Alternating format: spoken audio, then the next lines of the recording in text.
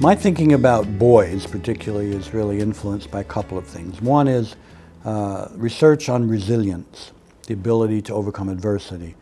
That when it lays out the pillars of resilience, one of the things it points to, and the research from all over the world does this, is androgyny, the combining in one person of traditionally feminine and masculine attributes.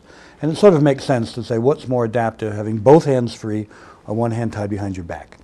And so I think that, certainly there has been an issue in the sense that girls have had an easier time coming to androgyny than boys.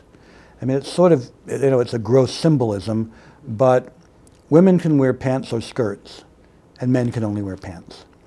And that to me is symbolic of this idea that greater androgyny is accepted and promoted and encouraged among women in general than men, and thus girls among boys.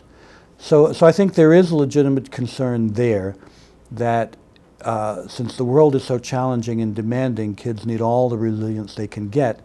And by narrowly sex-typing boys and depriving them of their feminine voice, their feminine side, we're sort of hamstringing their resilience. And I think that's part of the reason why all over America, girls are doing better than boys.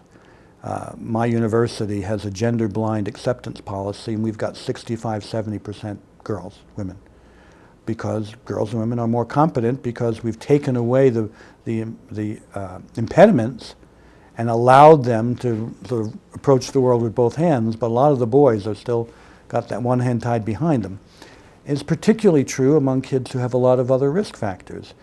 Poor kids, kids who live in violent neighborhoods, kids dealing with racism and prejudice are probably more likely to be gender sex typed, and thus it undermines their resilience, at least the boys it does. So I think that part of the criticism is correct. It's still true, of course, that there's a legacy of, certainly in adulthood, a legacy of differential pay that's still there, the recent lawsuits about corporate discrimination against women. There's still a lot of research that shows if you give the same profile and call it Jane or John, people, if the Jane profile is in a traditionally masculine area, she'll get rated less positively than John in the same area.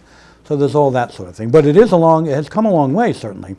You go back to the 1970s where Brovman and Fiedler did their research when they gave lists of attributes and asked people to group them into adult male, adult female, and adult. And what people came back with was two lists, that the same characteristics for adult male and adult, and a separate list for adult female, which sort of said, girls choose, what's it going to be, female or adult? And then, that research seems almost preposterous now to a modern audience, but this is only 40 years ago. And that was even done with psychologists, the same findings.